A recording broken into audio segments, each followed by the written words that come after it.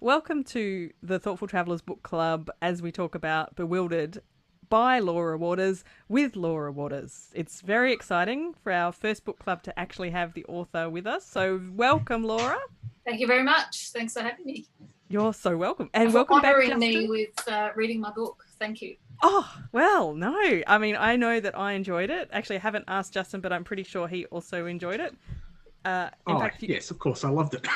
I mean, I think you did already tell me that. Of course, you're going to say that, but no, I really did love it, and I know I've had lots of good feedback already from some of the readers in the Thoughtful Travellers group. So it's exciting to be able to talk to you about it. But anyway, yes, also welcome back, Justin, my excellent co-host. Thank you again for joining us for book club. So we are talking about this awesome book, and you can see there Laura is taking it very seriously by being back out there in the wild for this episode. I assume that's Laura on the cover, or at least I hope so. That's actually a selfie, believe it or not. I am the master of balancing a camera, walking away, and then walking back again. I don't know how many times I've done it. That is super impressive. It never occurred to me. I just assumed someone else took it. How cool. The marker poles in New Zealand are just at the perfect height to balance your camera on. So, yeah. Oh, that's a very awesome little piece of information that I didn't know. So I get very disappointed in Australia. Often the marker poles have got like a slanted top on them, and you can't balance your camera. Oh, yes. Just not very thoughtful, is it? No, there's not. I mean, really, they should also have like those, grippy things that to fit your phone in and stuff like that on those marker poles. So yes, they should. Yes. Yeah. Maybe someone can invent that. Steal that idea. I'm not ready to go into products. Anyone, you can take it. So, and hello everyone who's joining us. We've got quite a few watchers today, and Pam has already chimed in to say loved it. I'm not surprised, Pam. Pam is a good friend of mine and one of those crazy people who decided, after never having hiked or done anything particularly physical, to go to trek to Everest Base Camp for her 60th birthday. And she's been back again since, so she's completely nuts. So I'm not surprised at all to hear that she loved Bewildered. So go Pam. Yeah, she's awesome. All right, so let us begin. Justin and I have a bunch of topics and questions as always, and we get to not chat about them amongst ourselves. We get to ask the real source today. So our first topic is about travelling with other people. So Laura, of course, you set off, well, initially to travel with a friend, but that only lasted like a day or two, wasn't it? Yeah, about 24 hours, yeah. Yeah, so that was not even quite 24 hours, actually. Yeah. That was pretty traumatic. I pretty much worked it out from the first page, actually. Yeah. I thought this friend's not going to last very long. No, she wasn't quite as committed as you to start with. No, look, I think she wasn't really in the right headspace to begin with. But, I'm just grateful that she got me to the start line, because if she hadn't agreed to come with me, I probably wouldn't have tried. So, and it would have been a very different trip if there was two of us. I had some healing to do, and it was best for me in the end to just do that process on my own. Yeah, things tend to work out the way they need to work out. Notes. Yeah, I think I mentioned something briefly on that about Belle's job was kind of to get Laura on the walk, and once she was there, I didn't feel like you really needed her, but sometimes you just need that person to help you get over the line and get started. So yeah, I mean, it was scary at the time, but there's a lot of fear is just in the head, really, and once you actually start on the process, the reality is often not as bad as you imagine it to be. Yeah, makes a lot of sense. So you were traveling solo, but on the way you met a lot of different, quite a number of different other hikers.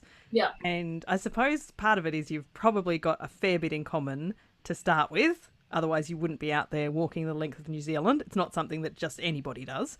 So I guess there's a good chance that you're going to get along with them. But I really liked... Oh, no, Justin, that was yours. The first one I've got about not knowing what people are like when you first meet them. Justin's trying to find the notes that I haven't clearly labelled for him. I still can't find it. Anyway, was it the Well, yeah. Everyone I has think a I wrote story. some Here, I'll read it, story. Justin. That's it. Everyone has a story. You can never tell from just looking at them exactly what it is, but it's there all the same. Yeah, I think, Yes. you know, like that trail just brings people from all around the world together. And, you know, as you said, we've got hiking in common, but really that's where it ends. You know, there was people who worked in finance and people who worked at organic farms and teachers, and, you know, we all have different stories, but I mean, going much deeper than that, everybody's got their own personal story, which sometimes even the people immediately around you aren't aware of. You know, friends and family might not be aware of the deeper story within us sometimes. But I think when you're on the trail and everything else is stripped away and you've got nothing except the people who are around you and you're walking with them for hours on end, things get pretty deep pretty quick. So yeah, I like that. I bet. I think from when I read that, I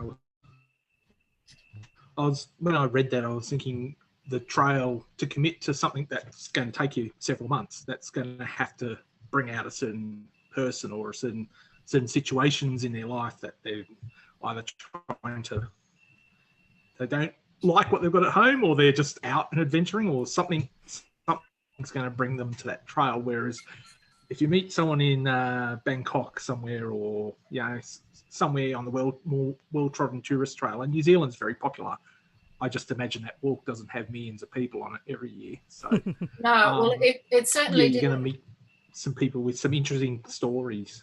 Yeah, it certainly didn't have many people on it when I started doing the walk. Like, I was doing it in its second year of operation, and I think maybe like 50 people had done it before our season. So yeah, there wasn't a lot of people out there. But yeah, I mean, sorry, the doorbell just went and that's thrown me. Yeah, it just, everybody's got different paths and it brings together hikers, but there's, you know, some people are looking to escape from something, and other people, just as I became at the end of it, just become addicted to the lifestyle of long distance hiking. It's such a freeing sensation that I think once you've done it, you just keep trying to do it. You know, it's a great space to live in. So, you know, not everybody was looking to escape. I was, and a couple of others were, but some people just love the experience of long distance hiking.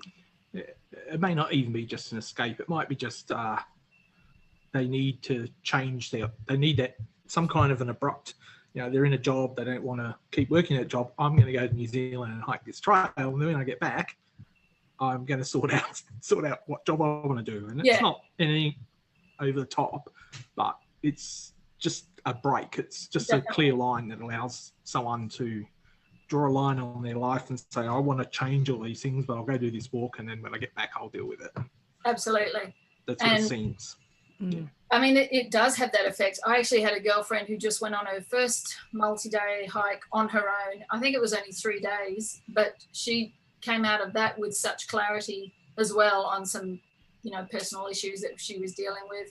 I think when you just strip everything away, all of your energy and attention is focused into what you're doing and to your own story, and you're not being influenced by family and friends and messages that you get from society and advertising. All of that stripped away. So it's just you, and your inner voice gets louder in that period. And I think that's where the magic happens, really. Yeah, There's nothing it's very to distract powerful, you. isn't it? Yeah. I mean, I often find those, like, I think what you described, Justin, I think of it as like a life reset, and I think I often find that happens with travel anyway, with many different kinds of travel. But I think something like that, where it's physical and quite focused and really stripped away from the rest of the world, then obviously that's like in overdrive. Pam also mentioned that she said, I think some of us also need to prove something to ourselves. So Pam is kill our own doubts, she says. So I know Pam is the queen of proving things to herself. She, I don't know what age she was, but she went back to study just to get a degree. But she didn't just get a degree; she ended up going all the way and getting a PhD. So she's the queen of definitely, proving things. Yeah. So she's awesome. And I imagine there's people who do this walk to prove that they can do it, and that's all they want to do it for. I did the Tongariro crossing a couple of years ago, and that's my 20 kilometres of the walk, and I was happy with that. And it was absolutely stunning and beautiful, and it was a hard walk, and just for a day, but you do it, you feel the sense of accomplishment. So I imagine doing something even longer is just another out of this world sort of sense of accomplishment. Yeah, I would imagine you'd need a pretty strong reason to keep doing it for 5 months or 3,000 kilometers. I'm not sure. I know there's a lot of people who started out and they pulled out in the first week, and I think if you pull out after a couple of days of rain or a couple of days of soft sand, you didn't have enough motivation to start with to propel you through it. So I don't know. I don't know if you could sustain 5 months of intense hiking just to say I've achieved that. But I don't know. Well, it's very life interrupting too, isn't it? Because of the length of time. So it's not just you can't do it in your annual leave or whatever. You've had to make a real commitment to unless if you're just I don't know, a teenager wandering the world or something. Well, I know there's people who try and do speed records on the TA, and that's probably just to say. What's the speed record? Look, I'd be guessing now, but what's the quickest I've heard? It might be something like between 30 and 60 days. I'm obviously going to be way out, but a lot quicker than what I did. That's running, running with a support crew and that doesn't sound fun to me. Well, not to me, but see, that's talking about the differences of what your goals are. If your goal is to say, I did it the fastest or whatever, then great. That's, that's your goal. Yeah, sure. So, And I was going to say, if we learned anything from last year, 2020, there's a lot of people who can't be by themselves for more than a couple of days before they go a bit crazy. So I think you probably need to be happy with your own company for a few days at least on the trail. I'm sure you'll meet people, but I think you probably need to prepare. But I had this little realization. Well, a friend that I was hiking with, he pointed it out to me that when I said, I'm walking alone, oh my God, I'm walking alone. And he said, no, you're not alone. You've got nature with you. And I felt at that point, I was like, yeah, of course. I never feel alone when I'm in nature, because I feel connected to something far bigger than me. So, I don't feel lonely when I'm walking alone. No. That's awesome. On that note, before we leave the topic of people, I just have to mention the part very early on when you're walking on the beach and the people come up or a guy or something comes up in the car and gives you chocolate biscuits. Yeah. I just love that bit because we often talk about the kindness of strangers and, kind of cross-reference that to the stranger danger idea we all were brought up with, and you've got to be wary of strangers. And I think at that moment you were a bit wary, and then what were they doing? They actually just were offering you chocolate biscuits. I just thought that's just a lovely moment. Yeah. Well, when you're out in the middle of nowhere on your own, like you say, we're just primed to be looking for danger and being on your guard and I would have been too. Nice to be proven wrong and someone just wants to help you. That's beautiful.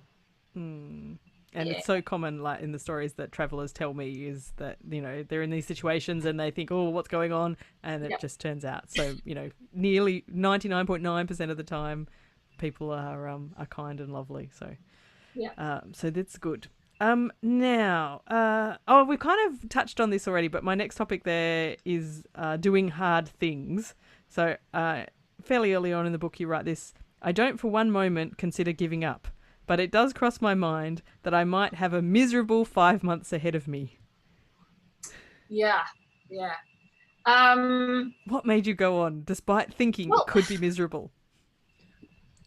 I guess because my motivation, I'd always wanted to, you know, for years, I hadn't consciously thought about it, but I just was thinking there's got to be more to life than this, and I'm capable of more than this, and I want to push myself and see what I'm capable of. So when, you know, I expected hardship. I didn't expect it was going to be easy. So, you know, when the pain came, giving up was just not even on the radar. I didn't think to myself, I'm not going to give up. Like, it just wasn't even on the radar. I knew I was going to, bar some terrible injury, I was going to walk to the finish. That was my goal, and that's what I was going to do. Did you think that right from the beginning? Like, because you had that moment with Belle leaving you and you walked the beach, and it seemed to me in the book, once you walked the beach, you probably at that point were willing to go ahead by yourself, but I think you were still maybe hoping Belle was going to join you at that point. But yeah, I was hoping, but I mean, if you think of the months of preparation that I'd done to get to that point, I didn't want to throw it all away. I was there. I might as well just keep going, you know. And also I knew that things weren't that great back at home either. You know, I just left a, you know, pretty overwhelming, you know, life in the city, lots of noise and anxiety, and I needed that. I needed to get away and just push on through and keep walking. So I was just going to give it a go and see how far I could get. Yeah, I guess that helps that the option of going home didn't feel like a great option at that time. Yeah. Oh, tough. I just have a couple of questions from the group before we move on. Well, a comment from Joan. Joan's in the UK. She says, I liked how honest you were about wanting company and being prepared to trust them rather than yourself, which I think you'd mentioned somewhere, Justin, as well. And yet when you did walk solo, you loved it. So great combo. Yeah. I mean, I didn't trust myself to start with, you know. I just, it's so rare that we get to test ourselves and just think, you know, I'm making the decision here in my life. What am I going to choose to do? It's so rare that comes up. But when you're on the trail, you sort of have to do that. And the more challenges that we face and overcome, the more confidence you get and the more you get to tune into your intuition. So, yeah, it's a good thing to push on. Kind of related, Ina, who's in Norway, asks, how did you choose your goals and places and so on? Like, I mean, I think, how did you, from a daily basis, how did you decide, okay, this is how far we're going? Or, you know, how did you kind of really plan out those daily or monthly kind of goals and stuff? A lot of it was sort of dictated by the trail itself. So particularly in the South Island, in the North Island, there's a lot of, you're staying in tents most of the time. And in the South Island, there's a lot of huts. So you are trying to get to the next hut because it's super exposed and possibly dangerous if you don't get to the next hut. But it's more, so when I was camping in the north, I mean, sometimes you don't know where you're going to camp at the end of the day, and there's no river or anywhere that's obvious. So you just walk as far as you can. And then when there's a flat bit of land on the ground, then that's where you put your tent up. And I put my tent up in the middle of a track sometimes because that's the best option you've got. But normally it's dictated by trying to find water, pretty much water and flat ground, really. So you can sort of tell from the maps and the trail notes what's ahead. And from other hikers who'd gone before me, you know, they'd sort of, I knew roughly how many days there was going to be in each section between resupply points. So, you know, on average, the trail goes through or near a town once a week, say, sometimes 3 days, sometimes I think the longest stretch was 9 days I had to carry food for. But you've got a rough idea what you're aiming for, and then it just comes down to weather and, you know, whether you're feeling strong and fit that you can come to where you plan to get to. But that all went out the window when I was on the beach. The first 100 kilometers of sand, there is nothing to tell you where to camp. And that was a really surreal experience because it's like, you know, you just imagine you've got this super long beach, the horizon is infinity. When you just stop and say, this is it, I'm planting my flag and this is where I'm camping. that was a really interesting but really freeing experience as well. No rules. Yeah, no rules is hard. No rules is great. I love no rules. I think I do, but I I don't know. I'm not sure I'm cut out for this kind of adventure, let's put it that way. So, yeah. It's scary at first, but then you get a little bit, bit high on the euphoria of no rules. Yeah, I like it. Maybe I can after all. Right. I'm not convinced. Justin, did you have anything else on this hard things topic, doing tough stuff? I think I know I put in something about which we've already touched on with going on without Bell and stuff like that. And but yeah, it's just I think it's just some people want to challenge themselves and others don't. And I think that how you challenge yourself can be vastly different from people to people. But I think as people who enjoy traveling and in Laura's case, walking for months on end, yeah, I think you want to do those things because they are hard, but you're doing them.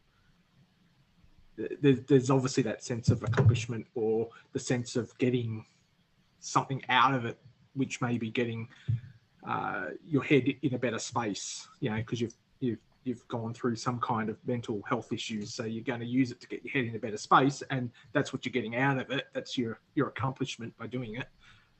Just happens to be challenging at the same time, so you're kind of thinking of oh gee, where am I camping tonight, or how much longer up this hill, I can't see the top of the hill.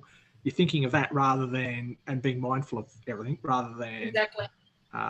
being loathing of don't want to do this, why is that bad, why is that bad. So that's right. And that's what that's what I found, even just doing a bushwalk, it's amazing for that kind of stuff. So it makes you really present and in the moment, because you're so busy focusing on where's the trail. For me too, when I was suffering anxiety before the hike, my breathing was shocking, but when you're busting a gut climbing up a hill, you've got to breathe. Your body makes you. You're just really living in the moment. Oh, that's perfect segue into the topic, because I want to talk a bit more about dealing with your emotions and the conquering the anxiety part of the story, of your story, and finding happiness. So my perspective is interesting because I don't know if it's interesting. It's interesting to me. We've talked about anxiety quite a few times on the Thoughtful Travel podcast. And so my story is that I had really bad anxiety in my 20s. And when I moved abroad, it almost disappeared completely. It's as though being away from all the triggers cured it, quote unquote.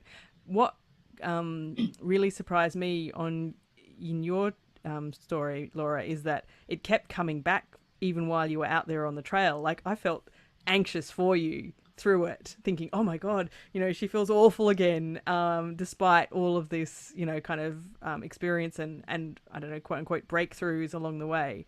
One thing you wrote about dealing with the anxiety of, I suppose, the unknown stuff is when you said the unknown becoming known. So you were anxious also or worried along the way about the trail and about, especially the difficult parts and how you would get through that. So quite apart from the anxiety of stuff back home. But I liked how you described it as the unknown becoming known. And often people will have pre-trip anxiety or worries about things when they're traveling, which I think is a good thing. I think it means that you're pushing your comfort zone. So that's kind of a good thing. But I really like that phrase, the unknown becoming known. And then all of that kind of anxiety can disappear.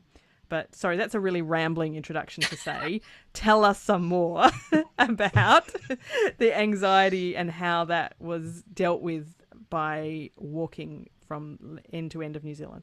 Yeah, I mean, you say it came back, but to be honest, I was really surprised and relieved that it pretty much went away within 3 or 4 weeks, I guess. After suffering pretty awfully in Melbourne before I left, not being able to breathe, you know, just my skin hurt. Everything was just flinching at the noises and stimulation around me. I couldn't think. It was pretty awful. And then I got on the trail, and within 3 or 4 weeks, it was gone. And yes, I still had worry. I was worried about stuff, but that's different to that sort of blind anxiety just through your body for no good reason. Right. You know, I would be like, oh, where am I going to hike tonight? And will I be walking alone? But I wasn't going, you know, I can't breathe. It was a different thing. The only time that kind of anxiety came back again is middle of the South Island when I was, you know, lost the company of a few hiking buddies I'd been with for some time. And I was just about to go into a really, you know, one of the trickiest sections of the whole trail with like 50 unbridged river crossings and chest-high tussock grass and no trail on the ground to follow. You know, then I got plunged back into it. And also as I grew closer to the end of the trail and I started to think about how I was going to be returning to my old life, basically, unless I came up with a brilliant plan, which came much later. But that's when it came back. And I was like, oh, my God, why is this anxiety coming back? And that's when I had a, you know, a little breakthrough, a little epiphany in a hut one night and realized that I was just living incongruently with who I was. And I didn't want to go back to my life in the city, you know, a corporate job, working 9 to 5, Monday to Friday. That wasn't the life for me. And once I sort of made a little pact with myself that I was going to, you know, listen to myself and what I wanted and make changes, then that anxiety just melted away. So, I mean, I'm not an anxiety expert, but I can say for me, I only ever feel anxious now if there's a problem I'm not listening to. And as soon as I, you know, feel any of those sensations and I say to myself, it's okay, you know, we're gonna fix this, then I can feel my body just melt away and, you know, we're back in control again. Because, you know, sometimes we get stuck in situations we don't like and it causes us stress. And it's often all too easy to think we've got no control over it, but often we've got a lot more control than we think. So, yeah, now I just try and live that way and make changes in my life if I'm not happy with something. Makes a lot of sense. That's a rambling answer to your rambling question. Yeah, so. It's perfect. I love a good ramble and it's perfect. So, Justin, anything to add? I just had the comment on Laura made a comment in a book about letting go of anger. Oh yeah. And because it's something I've tried to do, and I don't feel like now I'm ever angry.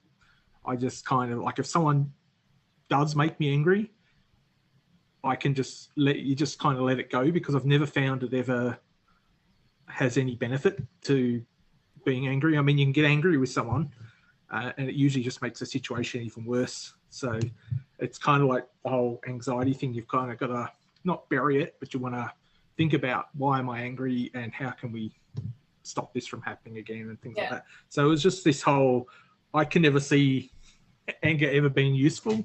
It seems like, Laura, you kind of felt that way as well, as you like getting angry with people in the past, and that was not going to do you any good. That doesn't help, no.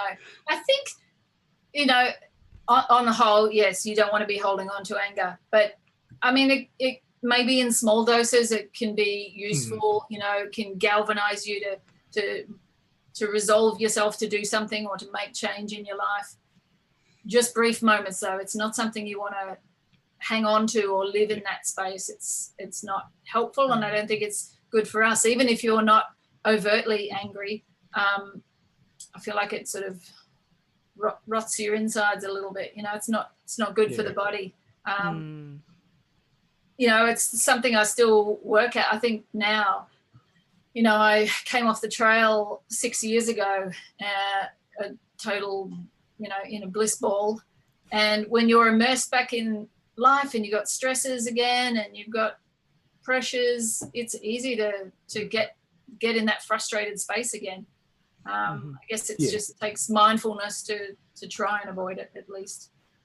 I like to always try and remind people that mental health, for example, is not like your physical health, where you can take, you can take a drug to help your physical health, or you can go get, if you've broken your leg, you can get it fixed, or these things. Whereas mental health, it's something that's got to you're always kind of working on it. It's not something that's it's not a one-off thing. It's an ongoing. No, like, I've never met taking anyone vitamins who's for your had. general health too. Yeah. No, I've never met anyone who's had mental health issues that all of a sudden says, "Oh no, I never have any issues anymore." It's like, oh no, it's something I'm always aware of. I know how to try and deal with it, but it's not just going to suddenly flick a light switch and it's never going to happen to me ever again, or have that. No, I agree. Yeah. So. Yeah. It's always something you got to pay attention to and look after yourself. Yeah. Yeah, agreed. That's very true. I just want to jump in and just ask if anyone who is watching has any questions. Now's the time to pop them in the chat so that we can ask them, because we're nearing the end, but we've got another couple of bits I want to ask Laura about. But everyone who's watching, thank you for coming, and pop questions in if you've got any. I want to talk just about getting back from the walk. So you've been out there for 5 months. That's a good chunk of time. And it seems to me it's a bit like reverse culture shock, which I've talked about a lot. When I lived overseas and came back to Perth, I had rotten reverse culture shock. I found it really hard to fit back into life here in Perth. So, I was used to living in, different places, speaking different languages, having lots of different input. And then I was back in, where I'd left. And, that was really hard. And I imagine that, in a sense, coming back from the trail is a bit like reverse culture shock. Do you think? Oh, it was huge. Absolutely huge. I mean, obviously, as a writer, in my book, my job is to try and let you get into my head and know what it felt like. But I still cannot capture the scale of the change within me and how euphoric I felt doing that walk. It was just, New Zealand just felt like this wonderful, magical land of Oz kind of thing. And I did not want to come back at all, and then I come back to Melbourne and go back to my old job, because I only had long service leave to do it. So I'm back in the city, back in those uncomfortable old clothes again, back renting a room in a city, and I did not want to be there at all. But it probably took maybe, I think, 4 months before I quit. And I think, it's what has been seen cannot be unseen. And I had a glimpse of what I after that trip. I knew what happiness felt like. I knew what being me felt like. And when you've got that reference point, it's easier to find your way back there. If you don't even know that place exists, you're going to have a hard time living there. But if you at least know what that feels like and what you're chasing, then you can get on the path that leads you there. And so that's where I was at the end of that trip. Everyone, friends would send me messages, oh, how are you going to assimilate back into your old life? And I thought, I don't want to. I can't. I can't pretend anymore. So, I know, that makes absolute perfect sense. I relate very strongly to that. Crazy that I was going to give up that safe job to go and write a book and not earn any money for 12 months. Am I out of my mind? And then I quit. And within a few weeks, I'm like, oh my God, I can't believe it took me so long to do this. It's just no regrets, obviously. No, but you have to get out of that headspace, and it is a big jump. It's a big leap, but I'm so glad I did it. Yeah, exactly. I remember when I came back from living overseas, I didn't go back to my previous job, so I was an academic. And I always remember one day catching up, only a short time back, catching up with my previous boss. And she just kept saying to me, Amanda, and I was working and doing all sorts of things, as I still do to this day. But she was like, Amanda, when are you going to get a real job again? I don't understand. When are you going to get a real job? And like, it just reinforced as concretely as possible. I didn't want what she considered to be a real job. And because exactly what you say, once you've seen, you can't unsee how life could be. So yeah, 100%. Yeah, totally get it. Yeah. Justin. Yeah, I was just going to say, I think that leads on to my last little comment I had was about what life, people have these ideas of what life is, and they seem to want everyone to fit into their idea of what life is, and not just let people find their own happiness and find their own life that they want to live. And I mean, there's this whole idea that you get married, have kids, buy your big house in the suburbs, and all those kind of norms that others have. And then I get this all the time because I travel so much, and people are like, oh, they just think when are you going to stop traveling and do all these other things? I go, probably not. Never. And yeah, so it's and I think there was a comment I think Laura wrote in there was the loosen your grip on what you think life is. That was in the book, and that kind of resonates with you shouldn't be afraid to go and try these things and actually enjoy it. Well, probably will enjoy it actually, I would say. I mean, the crazy thing is for me, I wanted to write a book since I was in primary school, and I once heard this quote that you should do what you wanted to do when you were a kid before you got brainwashed into, you can't do that. You've got to follow the standard path. I don't know what it was that scared me away from doing that. It just seemed maybe an impossible dream to do. And it's, it's not an easy life, but I think if you're living your passion, that is so much more important than getting the house in the suburbs and everything. Yeah, definitely. It's not saying you can't do any of those things. I think it's just you've got to find what you don't have to have all these things, or you don't have to do what. Yeah, it's about prioritizing. The majority of the people are doing. Yeah, and people always say that, and I, it's the whole adage of people buy their new car every couple of years, and they go, how do you afford to travel all the time?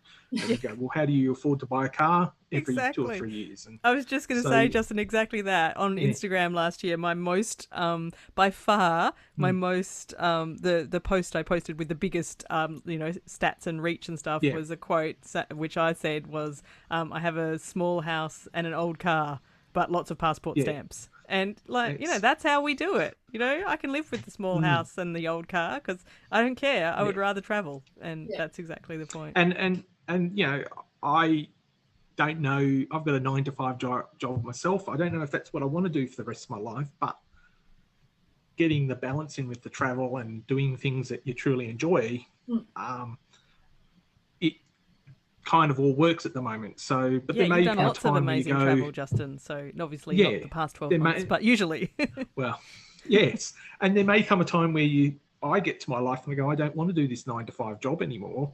I just want to travel for a year, and I'm sure that's going to happen. I just don't know when I'm going to reach that point and just do it. But it's interesting, and I mean, I have to say, during COVID, I did get a lot of people, and I don't know whether Laura or yourself got the same kind of comments, but I got a lot of people asking about how I was coping because I couldn't travel, and I still get that. And people are like, oh, how are you going? You're not able to travel. So obviously, hopefully people are like realizing that not everyone, people find happiness in a lot of different ways. And Justin, maybe people are thinking that we're like acting really crazy and horrible, and they're figuring out it's because we can't travel. Well, maybe. No, I'm sure it's just because they're, they care about us. I was happy so long as you could let me walk. That was okay. Yeah. I was actually in the middle of a 250-kilometer hike when the first lockdown happened, and I got I got a little bit of cover on my phone, and I checked the emails, and it was a message from Parks Victoria saying, you got to get back to your car and go home as soon as possible. And I'm like, okay, my car's 100 kilometers away, you know, and the only way I was going to get there was by walking. So I still, you know, I had that week of magic where I knew I was going, I was returning to a different world, but out there, it was just me and the koalas and the birds, and it So really makes you appreciate just those simple pleasures. Yeah, absolutely. So I've got a couple of questions come in that I want to get through. So, Pam has a straightforward one. Laura, just wondering if you've got another hike planned.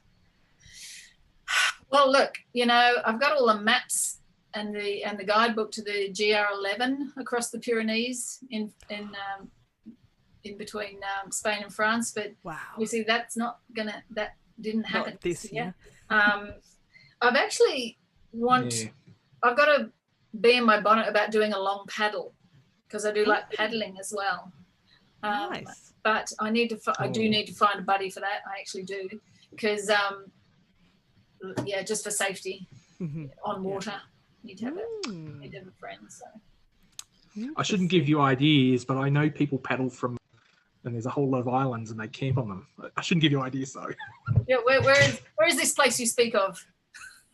No, so they paddle from, I think, Wilson's Promontory to Tasmania on a sea kayak, and and you go into Google Earth or something, you go, wow, there's actually all these islands along there, and so I think it's like a 7-day people actually do this. So anyway, that sounds pretty hardcore, though. That does sound hardcore. Yeah, it might be. I don't know.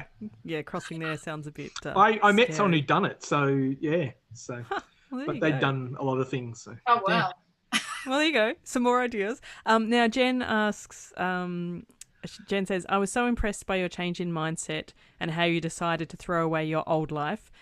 Do you find you go back to your old ways sometimes and have to pull yourself to your new outlook? Yes. I think the main thing, I mean, I still battle insecurity sometimes. Particularly when I'm doing something new, like I'm about to write another book and it's a different kind of book, and I'm, you know, talking as though, you know, in my head I'm like, oh, can I do it? But I don't know what I'm doing. But I have to remind myself, like, you will find a way, you know, you will make this happen. And, you know, the other thing that we've already sort of touched on, the being frustrated about being, you know, life in the city. The other day, I just had to remind myself, remember who you were when you came off that trail. You know, these little frustrations, they're not worth the energy. So sometimes I have to reread my own words and just remind myself, you know, that headspace that I had at that time. And it's a good little reminder.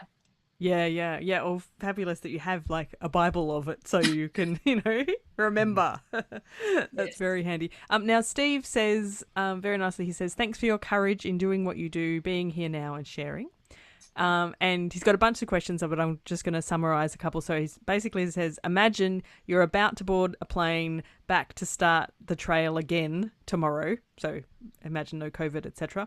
So how would you feel about it, and what would you do differently, and do you think that it would change you even further? I would be super excited. I would be thinking, yes, back into, you know, back to my home. It feels kind of like a spiritual home for me. My only reservation, like, I think it would be different because, you know, weather and the people you meet, it's always going to make it different. And my memory's rubbish anyway, so I'll probably forget half of it. And it will all feel new again. I think I had a very different experience. I finished the trail in 2014. I think there's a lot more people on the trail now, so that could really change the dynamic. You know, some of those huts in the South Island have only got 6 beds in them, and I don't know where people would sleep, you know, when they're full, because say some of those huts in the Richmond Ranges and the Tararua, there is nowhere to pitch a tent outside. And if you're above the tree line and it's blowing a gale, I'd be interested to know how that's doing. But yeah, part of me would love to do it again and to just relive that euphoria, because it is euphoria of just walking, and that's it. And New Zealand is stunning, so I would love to do it again.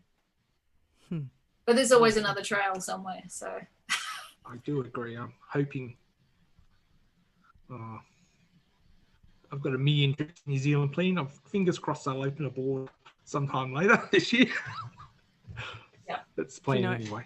Yeah, I have never been to New Zealand, which I know, but from Perth, it's actually really far to get to New Zealand, and much quicker I can get to Asia. So generally, I've gone to Asia instead, because it's also quite expensive to fly to New Zealand from here. But that's what I'm thinking. Maybe there'll be a travel bubble, and it's then it becomes the obvious choice because I can't go anywhere else. Not that I've always wanted to go to New Zealand, but I just often the choices are okay. I've got this length of time or this budget, and so I'll be in Asia instead, because from Perth that's just much quicker. But I definitely would love to get there. So yeah. I think I had that you get that whole idea that it's easy. I had that whole idea that it's easy to do New Zealand when you're retired and you can just like the whole caravanning around Australia idea. And then you actually get that. You actually go, I forget how I ended up in there. I think I stopped over on the way to South America in Auckland, and then even Auckland had me hooked because there's some nice places not far out of Auckland you can go for a hike and just for the day. And it is stunning. I'm hooked. Yeah, it's so stunning. I'm hooked. I've done both islands, and I'll go back and do more of the both islands. So yeah. I mean, obviously, when I walked it, I was just doing one linear line down the whole route. So I've gone back since and filled in the gaps around the place, and there is never a dull moment in New Zealand. It's all stunning. No. Yeah, it seems amazing. A lot of variety. As friendly as very much so. Friendly people, lots of scenery. What more can we want? Exactly. So, perfect. Yeah. Whittaker's chocolate. It's all good. Oh, yeah, exactly. Yeah. I was very envious when you mentioned a couple of times in your book that you could just basically consume lots and lots of chocolate and you would just walk it off immediately. I was like, I got to get out there and go hiking. Those were the days. Oh, dear. The kilo what was it? Half a kilo a week. That's what I was eating. Half a kilo of chocolate a week. That's awesome. Wow. Oh, love it. That's the life. Oh, goodness. All right. Well, I'm just aware of the time. We better, as much as, actually, I did say beforehand that Justin and I can rabbit on forever, but we will wrap things up. So thank you so much, Laura. It has been fabulous to be able to chat to you. Thank you. Thanks very much. There's a bunch of other nice comments over there in the Facebook group, so we can go back and have a proper look through them later. But thank you, Justin, as well. No worries. Thank you. As good as it normally is. Good fun. Yes, always good fun, and extra good fun this time. So thank you, everybody, for joining us for the Thoughtful Travellers Book Club for this late 2020 book, early 2021 book. I don't know. Anyway, thanks for joining us to chat about Bewildered with Laura Waters. It's been awesome fun.